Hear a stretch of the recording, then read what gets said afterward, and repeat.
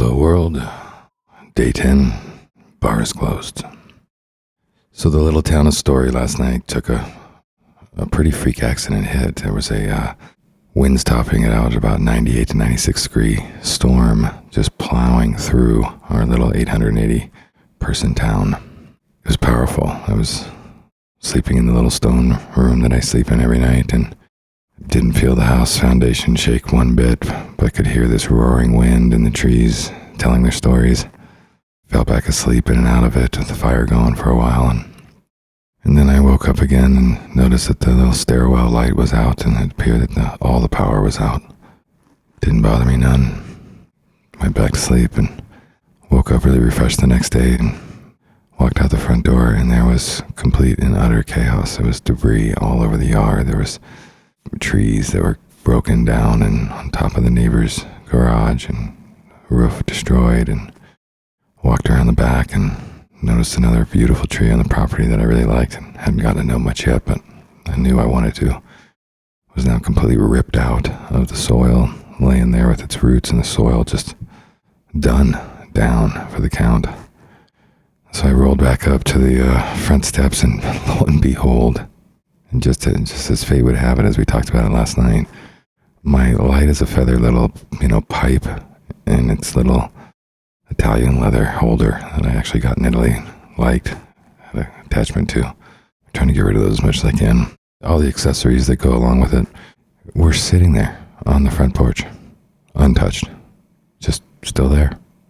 I'm just going to take that as a sign of some kind. I don't know. It's just too weird. I mean, I literally woke up thinking, oh my God, I'm going to have to go hunt for it, and whatever. I had thoughts about it, and next thing I know, it's there, unmoved. There's trees that have been ripped out of the ground. Whole place is in a wreck, but pipe's unmoved. So apparently I'm supposed to be in front of this microphone. So that being said, I came down, actually, the whole town, I drove through the town. The whole town looked the same way. Lots of electric companies, people all trying to get it all back together. And I went and worked in town today, the day job, and really exciting times at the day job right now. We actually just transferred out of the really big mammoth company we were into a small family-owned kind of, family started, if you will, and privately owned company out of Argentina who is our new leaders. And so life's a bit different for me now on that front, and very exciting, very enthused about it. So I'm down at the little WeWork space during the day and checking in with my peeps up at the town, and everybody's like, the power's coming up in town, but it's working its way slowly up to the mountains, and your house might not make it tonight.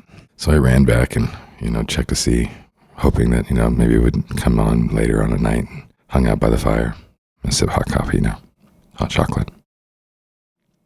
So I get back.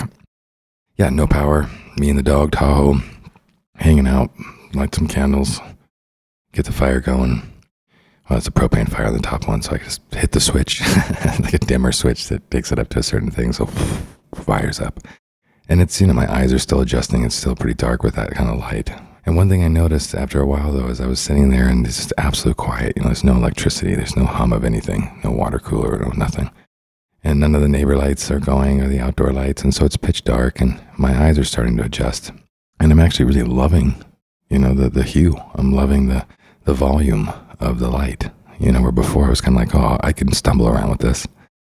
And so really enjoying the volume of the light, and sit down and eat a little bit. And I just found that, it was like, I just had this kind of moment where, like, as you're sitting in the darkness, it's really dark at first, and you're sitting there, and there's, you got nothing to turn on, nothing to do. Everything's disconnected. And the more you sit in it, the lighter it gets. You adjust. And then the lighter it gets, you get to see shadows that you wouldn't normally see. And you get to see stars in the dark night that you don't normally get to see. And there's like so much you get to see in sitting in the dark.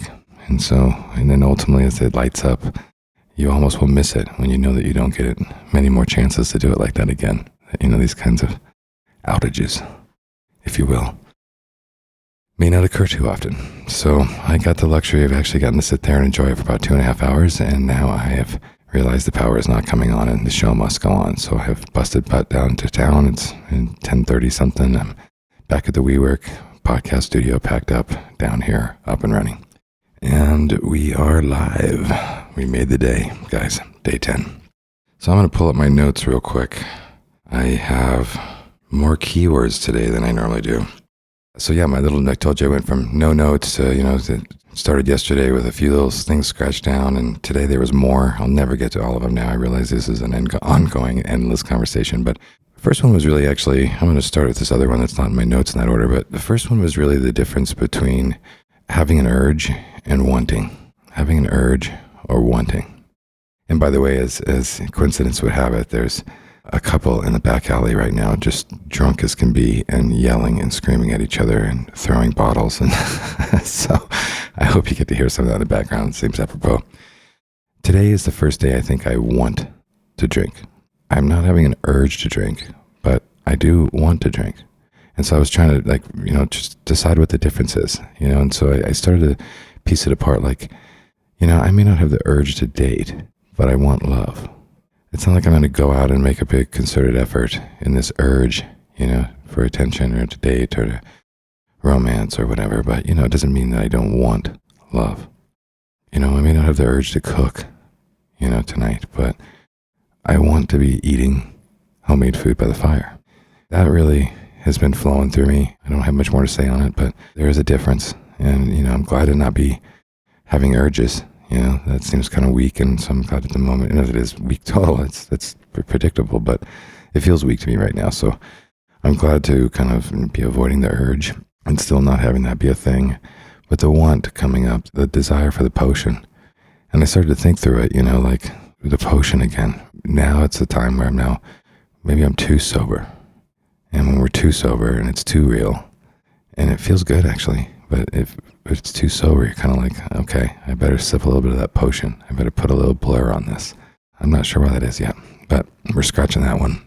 Also, as I got here, I jumped in, got the coffee machine to the one button coffee machine, got my cup in there and think I'm going to have a cup of coffee.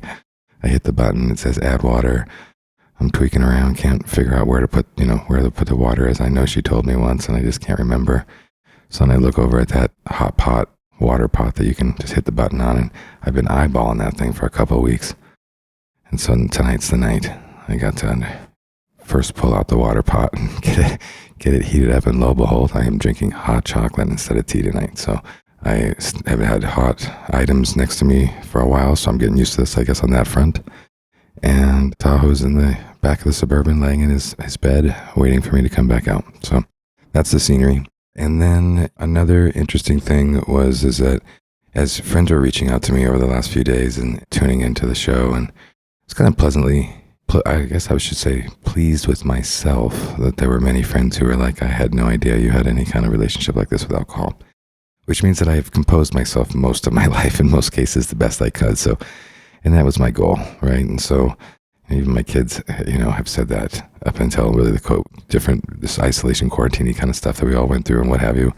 They'd never seen me drunk or belligerent or anything like that. So high school ex-girlfriend that, I cared dearly about was an awesome chapter in my life, who saw me even kind of in that James Dean motorcycle drinking mode, surprised to hear that about me. So it's so amazing how self-image is so much different than the outer image, right? And we typically make it darker or lesser, pick it apart more than others do. So that was really kind of, nice, and that people were offering help and checking in on me, and also surprised. But that's kind of one of the things that it's really encouraged me to do this thing, is because one of my truest best friends and greatest advisors, she and I have talked a lot over a lot of topics in our life. And one of the things she's really impressed upon me is just the absolute need to not be delusional with oneself.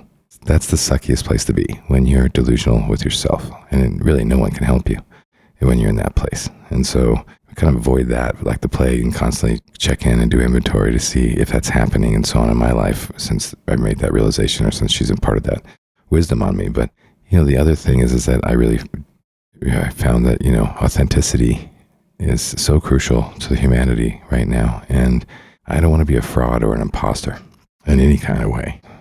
Truth is love. So for me, being honest and candid about this whole thing is really about that too. And just about like, well, you might have not known, and it's really pleasant, and I'm glad I've shielded you from that, but that is who I am, and that's a part of who I am. And, I can't be ashamed to admit that. And I'm happy to have other people still love me in my life who know that, or have known that, or will soon learn that.